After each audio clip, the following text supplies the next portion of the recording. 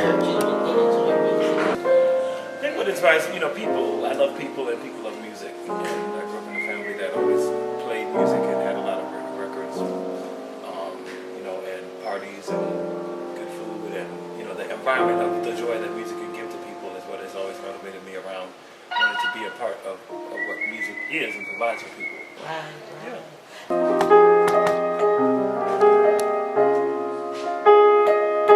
Ladies and gentlemen, I'm Sherry. You're watching In the Community TV.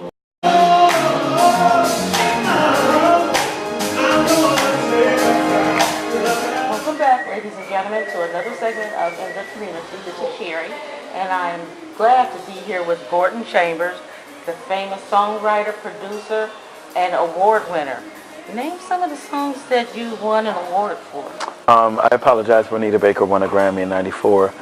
Then If You Love Me for Brownstone was nominated for a Grammy in '95.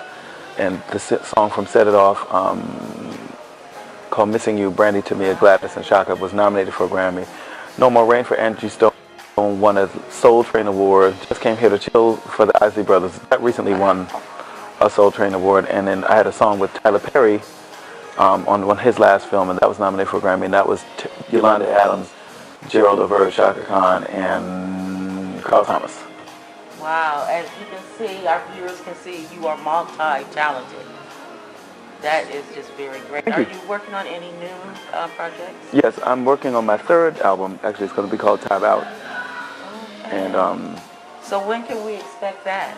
And I'm hoping for my birthday in October. If not, then by top of next year. But I'm pushing for the fall. Oh, that's great. So Yeah. are you writing for anybody else, or are you focusing?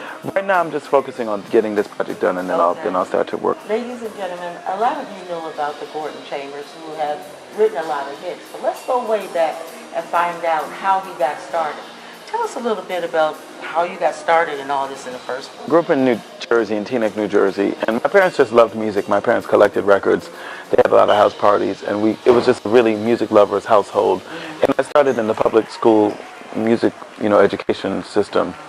I took the trumpet lessons, and then I got private piano lessons. But I was a child in the band, played the trumpet in the marching band. We used to get our fried chicken and sit in the stands in the cold, and we were in the marching band. Oh, wow. And in high school, we started a little pop group called New Progressions, and we used to play lots of Prince songs and Michael Jackson songs, Madonna songs.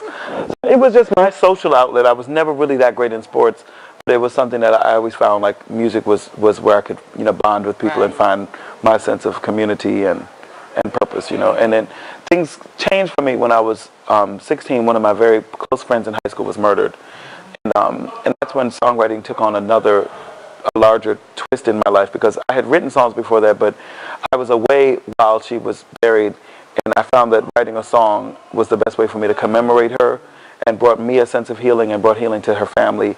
And then one of the music teachers asked that song to be choreographed by the dance troupe, and then they created a whole evening called A Song for Danielle, and different people came and did artistic things that were connected to her memory.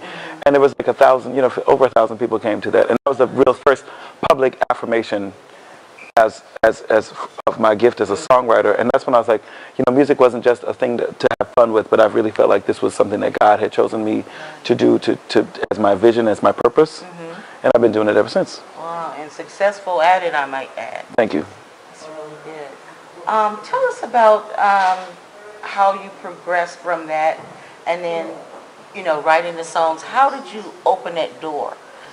Because it's hard. That's not an easy field to break into. No, it was not that easy. I was hanging out a lot of jazz clubs and just meetings, songwriter meetings, whatever I could get my hands into, or BMI events, workshops, whatever I could just get into, mostly for free.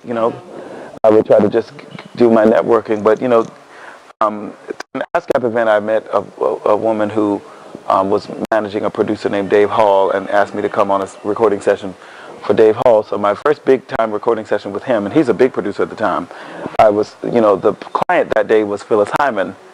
And she had recognized me as somebody who used to sneak in backstage to her gigs. So she said, "What is he doing here? What the hell is he doing there?" So she initially was not happy that I was there. But when I started writing, she saw that I had, I knew what I was doing, and I had a feel for her.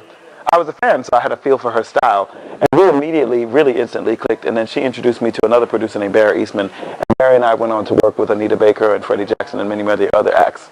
So I had two angels. The first angel I mentioned was Donnie O, who passed. And then, of course, Phyllis, passed, of course, as we know, in the mid-'90s. And she was an angel in my life, too.